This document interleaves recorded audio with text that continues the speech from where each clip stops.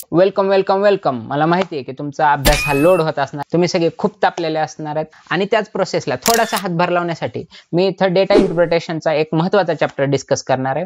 मला बिलकुल आयडिया नव्हती की डेटा इंटरप्रिटेशन पण इथे एक्सप्लेन करावं लागणार आहे। मेरे को बिल्कुल भी अनुभव नहीं था। सहज एक ट्राय करायचं म्हणून मी पाय चार्टचा व्हिडिओ बनवला आणि त्या थ्रू खूप जणांचे डाउट्स क्लिअर झाले। खूप साऱ्या कमेंट आल्या की सर तुम्ही बार चार्ट पण एक्सप्लेन केला पाहिजे, पण जेव्हा मी क्वेश्चन पेपर पाहत होतो त्यावेळी हल्लीच्या वर्षी म्हणजे रिसेंटली 2 वर्षे हे आपल्याला टेबल फॉर्मॅट वरचेच क्वेश्चन आलेले आहेत। म्हणून या व्हिडिओमध्ये मी बार चार्ट आणि टेबल फॉर्मॅट हे दोन्ही क्वेश्चन घेणार आहे। ऑब्वियसली यामध्ये कोणती थेअरी वगैरे नाहीये, फक्त तुम्ही क्वेश्चन सोडवायची पद्धत काय असणार आहे हे अडॉप्ट करू शकता। ये अपन कुछ नहीं करने वाला है क्या? जो कुछ भी करना है तुम लोगों को करने का है। अपन गाड़ी टेक्निक बताएगा आणि तुमची ॲक्युरेसी मेन्शन ठेवून तुमचा वेळ वाचू शकता। चला तर मग व्हिडिओला सुरुवात करू। Welcome back, sir. All systems for gaming will be prepared in a few minutes. आपण अगोदरच पाहिलं होतं की डेटा इंटरप्रिटेशनच्या या ग्लासमध्ये आपल्याला एकूण 5 प्रश्न विचारले जाणार आहेत आणि या 5 प्रश्नाचं डिस्ट्रीब्युशन कसं असणार आहे। पहिल्यांदा आपल्याला ग्राफ किंवा टेबलवर प्रश्न येणार आहेत, जे की 2 प्रश्न असणार आहेत, हे म्हणजे 4 मार्क हे कॅरी करणार आहेत। पुढे मीन मीडियन मोडवरचे काही प्रश्न असू शकतात किंवा अजून कोणत्या डिफरंट टाइपवरचे प्रश्न त्यांना सुचले तर तेही टाकू शकतात आणि लास्टला पाय चार्ट वरती हे 2 प्रश्न आपल्याला पाहायला मिळतात। आता यापैकी मी पाय चार्ट एकदा फक्त ट्राय केला आणि त्याचा रिस्पॉन्स खूप चांगला मिळाला। I came from physics background, त्यामुळे या गोष्टी आमच्याकडून आपोआप सॉल्व्ह होतात। आता ज्या लोकांना हे सगळं सॉल्व्ह कसं करायचं ते माहित नाही, त्यांना एक्सप्लेनेशन कसं करायचं याचा कॉन्फिडन्स मला नव्हता, पण ऍक्च्युली पाय चार्ट वरून तो मला आला। हे सॉल्व्ह करायच्या पद्धतीमध्ये प्रत्येकाचा फरक असू शकतो, पण पाहूयात की सर्वात इफिशियंट मेथड काय आहे, जेणेकरून की तुमचा थोडासा वेळ इथं वाचेल। ओके, तर हा पहिला प्रश्न हा बार ग्राफ वरती आहे आणि हा प्रश्न आपल्याला 2020 मध्ये आला होता। थोडेसे यामध्ये ट्रिकी पॉइंट्स विचारले होते, त्यामुळे डिवायडेशन करताना लोक चुकले आणि भरपूर जणांचं आन्सर हे वेगळं आलं। ज्या लोकांना क्वेश्चन खूप छोटा दिसतोय त्यांच्यासाठी मी स्क्रीनवर तो क्वेश्चन शो करतो आणि पाहूयात काय म्हणतोय क्वेश्चन। पुढील आकृती एबीसी या कंपनीच्या सन 2011 ते 2015 या काळातील एका ठराविक वस्तूची लाखापर्यंतची निर्यात व त्यापासून निर्माण झालेला कोटी रुपयांमधील महसूल दर्शवते। म्हणजे काय, एखादी कंपनी आहे, त्या कंपनीचं 2011 ते 15चं परफॉर्मन्स दिलेलं आहे, यामध्ये निर्यात आणि महसूलची तुलना केलेली आहे। प्रश्न वाचल्यानंतर सर्वात महत्त्वाचा पॉइंट आहे ते म्हणजे ग्राफ मध्ये आपल्याला काय दिले ते पाहणे। ग्राफ मध्ये वाय ऍक्सिस आणि एक्स ऍक्सिसच्या गोष्टी आपल्यासाठी खूप मायने राखतात। तर वाय ऍक्सिसला इथं काय आहे तर वर्ष दिलेले आहेत आणि एक्स ऍक्सिसला इथं काय क्वांटिटी दिली आहे, 50, 30, 40 असे।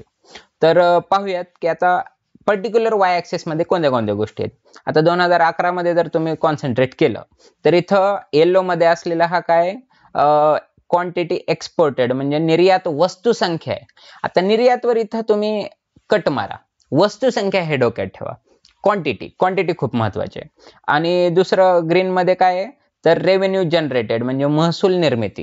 आता रेव्हेन्यू आणि क्वांटिटी या 2च गोष्टी तुम्ही लक्षात ठेवायच्या, बाकीच्या सगळ्या गोष्टी ह्या मिनिमाइज करायच्या। म्हणजे इयर वाईज तुम्हाला रेव्हेन्यू आणि क्वांटिटी दिलेली आहे आणि त्याचा परफॉर्मन्स हा कसा आहे ते 5 वर्षांमधलं कंपॅरिझन इथं दिलेलं आहे।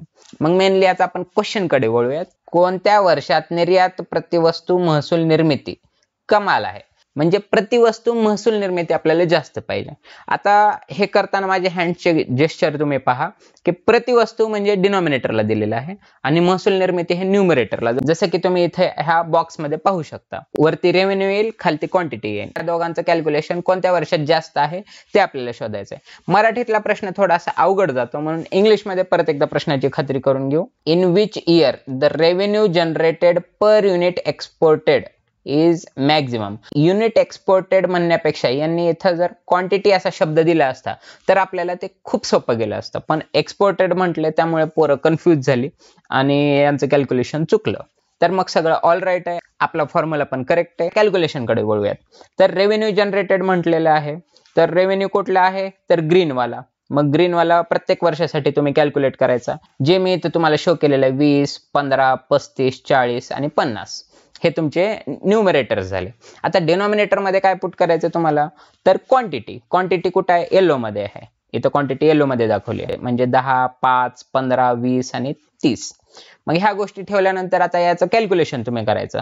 20/10 म्हणजे 2 येतं उत्तर, 40/20 म्हणजे 2 उत्तर येतं. ठीक आहे, 2 ही आपली क्वांटिटी. आता 2 पेक्षा वरती कोणाचा महसूल येतो का तर पाहायचं. आता इथं पाहायला गेलं तर 30 दुनी 60 म्हणजे न्यूमरेटर मधली संख्या 60 पेक्षा कमी आहे, म्हणजे याचं कॅल्क्युलेशन 2 पेक्षा कमीच येणार आहे. तर ठीक आहे, ते सोडून द्यायचं. मग राहिला कोणता प्रश्न हा एक की 5 त्रिक 15, मग इथं 3 हे उत्तर येतं आणि इथं 15 त्रिक 45, मग ते सुद्धा कमी. 2012चं कॅल्क्युलेशन काय आलं तर 3, म्हणजे 3 हे उत्तर सगळ्यात जास्त मोठं आहे आणि त्यानुसार 2012 हे आपलं फायनल आन्सर असणार आहे, ऑप्शन नंबर ए. तर बघा, अतिशय सिंपल क्वेश्चन होता की रेव्हेन्यू जनरेटेड अपॉन क्वांटिटी, हे थोडंसं क्रायटेरिया कळायला पाहिजे होता तुम्हाला. याच सिरीजच्या पुढच्या क्वेश्चन कडे आपण वळूयात. हा 32वा प्रश्न आहे. सेम तुम्हाला ग्राफ प्रोव्हाइड केलेला असणार आहे. 2011 ते 2015 या काळातील प्रतिवस्तू सरासरी म्हणजेच गणिती मध्य महसूल निर्मिती किती आहे? बापरे, थोडंसं मला हेवी होतं एवढा मराठी कॉन्टेंट, खास करून मॅथमॅटिक्स साठी. तो मी इंग्लिश मध्ये शिफ्ट मारतो. Which is the average arithmetic mean. हा, हे आता कळायला सोपं आहे. Per unit revenue generated during total year. आता म्हणजे तुम्हाला प्रत्येक वर्षाचं महसूल निर्मिती कॅल्क्युलेट करायचे आणि त्याला डिवाइड करायचं प्रत्येक वर्षाच्या क्वांटिटीनं. म्हणजे इथं फॉर्म्युला आपला सेम असणार आहे, पण हे ईच इयर साठी असणार आहे. त्यामुळे काय करायचं, एकूण कॅल्क्युलेशन होईल आपलं. म्हणजे नक्की कसं करायचं सर, तर इथं बॉक्समध्ये दिलेल्यावर तुम्ही फोकस करायचा की रेव्हेन्यू सगळे कॅल्क्युलेट करायचे आधी 5ही वर्षातले. तर मग रेव्हेन्यू काय काय आहेत, ग्रीनवाले 20, 15, 35, 40, 50 हे सगळे रेव्हेन्यू मी इथं नोट डाऊन केले. मग आता डिनॉमिनेटर मध्ये क्वांटिटीज आहेत. मग कोणत्या क्वांटिटीज आहेत, येलो वाल्या 10, 5, 15, 20, 30 ह्या सगळ्या क्वांटिटीज मी इथे लिहिलेल्या आहेत. मग याचं कॅल्क्युलेशन करूयात. 50 आणि 40 90, 90 आणि 35 आणि 15 म्हणजे 50 झाले. 90 आणि 50 140 आणि 20 म्हणजे 160, म्हणजेच इक्वल टू 160 हे न्यूमरेटर मध्ये येणार. आणि डिनॉमिनेटर मध्ये काय येईल तर 30 आणि 20 50 आणि परत 20 70 आणि 10 80, 160 डिवायडेड बाय 80, मग 8 दुनी 16 म्हणजे 2 हे कॅल्क्युलेशन येतं. आपलं उत्तर तर नो डाऊट 2 आलं. पण ऑप्शन मध्ये तसं काय दिसतंय का, तर इथं तुम्ही पहा की बिलकुल 2 ही संख्या कुठं दिसत नाही. तर याचं कारण असं की हे जे रेव्हेन्यू जनरेटेड जे आहे म्हणजे महसूल निर्मिती ती तुमची करोड मध्ये आहे. म्हणजे हे 160 जो आकडा आहे तो तुमचा करोड मधला आहे आणि जी क्वांटिटी आहे ती तुमची लाखामधली आहे, म्हणजे डिनॉमिनेटर मध्ये लाख असणार. मग लाखापेक्षा करोड हे 2 शून्याने जास्त असतं, म्हणून 2 वर 2 शून्य ठेवा, 200 येतं आणि ऑप्शन नंबर बी हा तुमचा इथं करेक्ट येणार आहे. आता इथं समजण्यासाठी फारसं अवघड काही नाहीये. मी थोडंसं स्क्रीन रब करतो आणि क्लीन स्क्रीनवर तुम्हाला हे सगळे कॅल्क्युलेशन दिसायला थोडीशी आणखीन मदत होईल. तर पहा, कळालं का, आपल्याला total revenue divided by total quantity काढायचे. जे रेव्हेन्यू आपल्याला दिलेत ते ग्रीन मध्ये आहेत, त्या सगळ्यांना उचललं मी आणि वरती टाकलं. आणि क्वांटिटी जी आहे ती येलो मधली आहे, तर त्या सगळ्यांना मी उचललं आणि त्यांना खाली टाकलं आणि याचं कॅल्क्युलेशन करून जे उत्तर आलं ते आपलं फायनल असेल. हा प्रॉब्लेम पूर्ण व्यवस्थित सोडवल्यानंतर आपल्याला कळालं असेल की ग्राफवरच्या गोष्टी सोडवण्यासाठी कोणत्या गोष्टी महत्वाच्या आहेत. तर पहिली गोष्ट प्रश्न नीट वाचणे. प्रश्न वाचल्यानंतर आपल्याला ग्राफमध्ये कोणत्या कोणत्या गोष्टी दिल्या आहेत एक्स ऍक्सिसला आणि वाय ऍक्सिसला ते पाहणं गरजेचं आहे. आणि ते कंपॅरिझन आपल्याला कळाल्यानंतर क्वेश्चन मध्ये काय डिमांड आहे ते पाहणं गरजेचं आहे. म्हणजे आपल्याला काय काढायचं त्यानुसार आपण फॉर्म्युला ठरवतो. तुम्ही जर चिल डोक्यानं या तिन्ही गोष्टी केल्या तर तुम्हाला डेफिनेटली याचा आन्सर मिळेल आणि तुमचे 4 मार्क पण फिक्स होऊन जातील. परत एकदा मला माहिती आहे की एका ग्राफच्या क्वेश्चनने तुमचं भागणार नाही, त्यामुळे आणखीन एक आपण क्वेश्चन घेऊ. हा क्वेश्चन 2021 मध्ये आलेला आहे. काय म्हणतोय क्वेश्चन, तर या आकृतीमध्ये एका विशिष्ट महाविद्यालयातील उत्तीर्ण व अनुत्तीर्ण विद्यार्थ्यांची 2012 ते 2015 या वर्षातील आकडेवारी दाखवलेली आहे.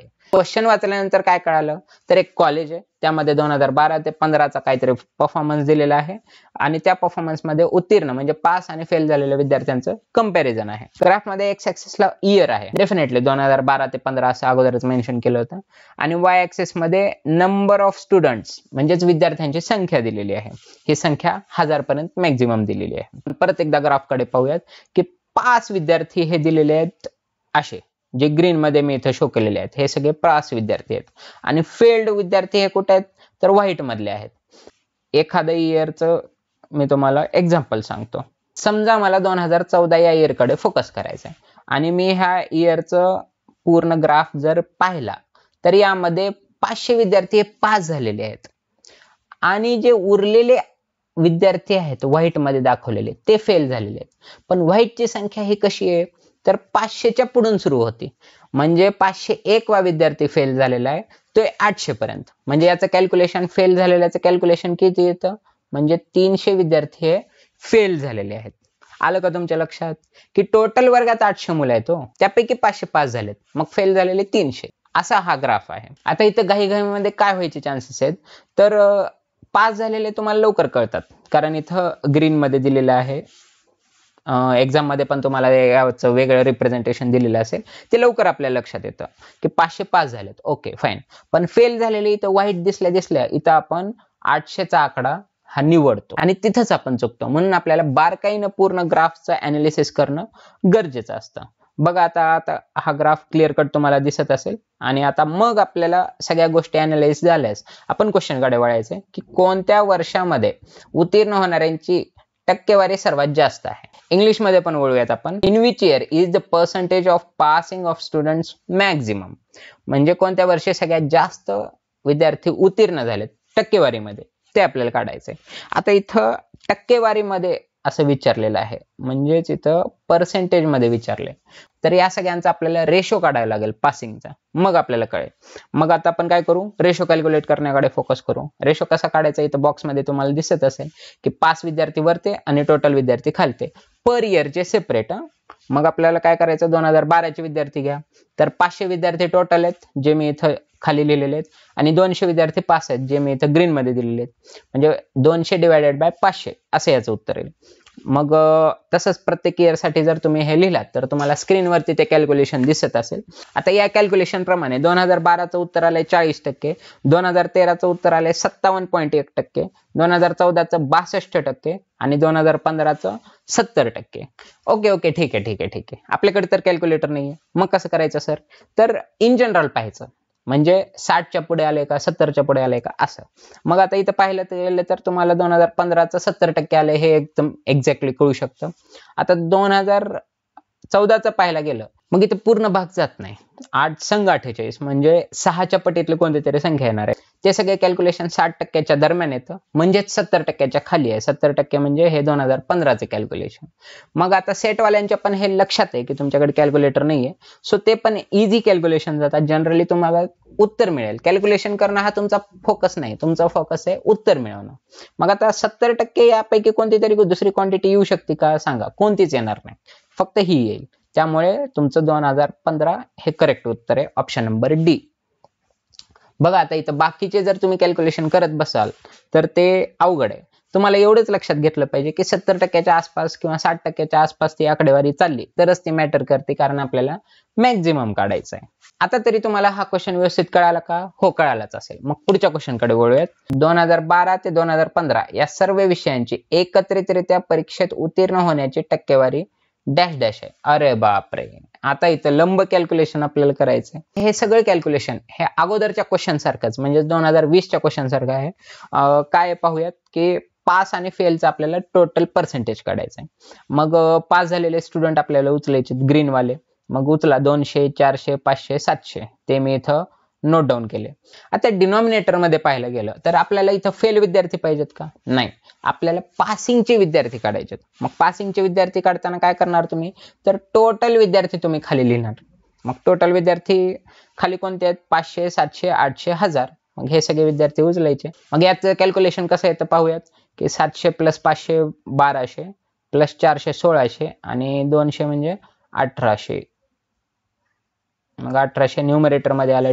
ओके, आता आपण डिनॉमिनेटर कडे फोकस करायचे की कॅल्क्युलेशन काय काय तर टोटल मधले कॅल्क्युलेशन बघायचे, म्हणजे 500, 700, 800, 1000. मी इथं सगळे लिहिले.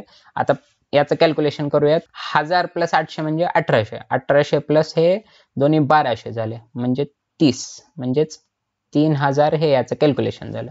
आता हे 2 शून्य कटले आणि तुम्हाला हे सगळं कॅल्क्युलेशन करताना लक्षात येतं की 3 संघ 18 म्हणजे 3 संघ 18 म्हणजे 6चा भाग जातो. मग 6च्या पटीतला आन्सर इथं 60 आहे, म्हणून ऑप्शन नंबर सी हा तुमचा इथं करेक्ट आहे. मग या बारग्राफवरचे सगळे डाऊट तुमचे क्लिअर झाले असतील आणि जर यावर्षी बारग्राफ आला तर तो तुम्ही बिलकुल चुकायचा नाही अशी माझी धमकीच समजा. आपण ऑलरेडी फर्स्ट स्लाइड मध्ये पाहिलं होतं की बारग्राफ तरी येईल किंवा टेबल फॉर्मॅट मधले तरी क्वेश्चन येतील.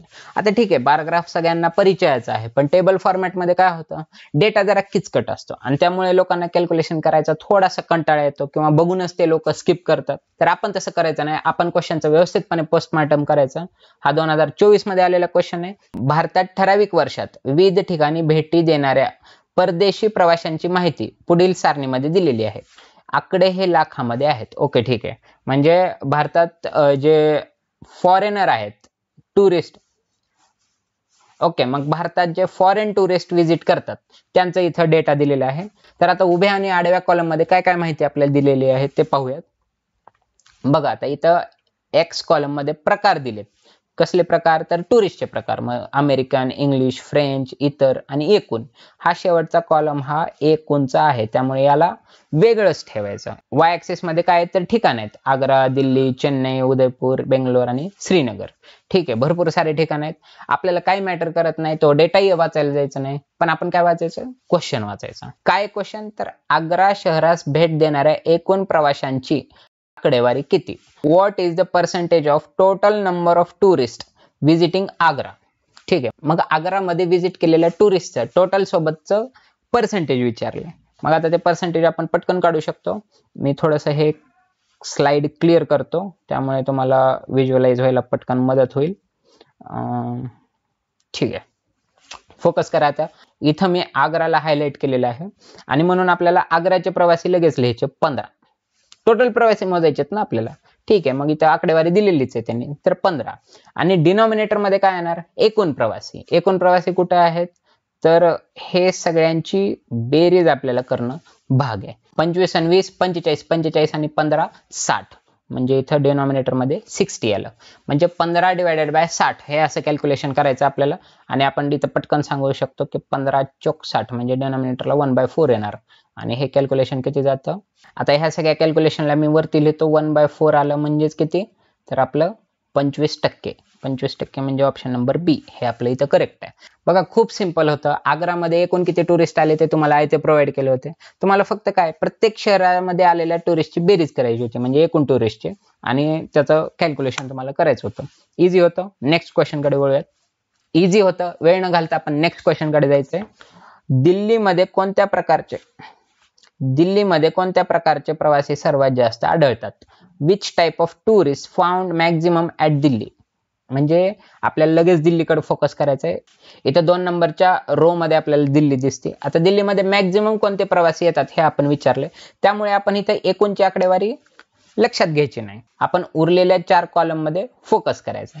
तर 8.2, 8.7, 2.7, 0.4 असं कॅल्क्युलेशन आहे. आपल्याला विदाउट कॅल्क्युलेशन लगेच इथं दिसतं की 8.7, म्हणजेच इंग्लिश टुरिस्टची संख्या इथे जास्त आहे, म्हणून ऑप्शन नंबर बी हा आपल्या इथं करेक्ट आहे. बघा किती सोपं होतं हे सगळं. बारग्राफ मध्ये जेवढे आपण कॅल्क्युलेशन केलं त्यापेक्षा अर्धेच कॅल्क्युलेशन इथं करून आपले 4 मार्क इथं फिक्स झाले. आता तुम्ही असं म्हणाल की ओके सर, हा क्वेश्चनच सोपा होता म्हणून तुम्हाला लवकर सोडवता आला.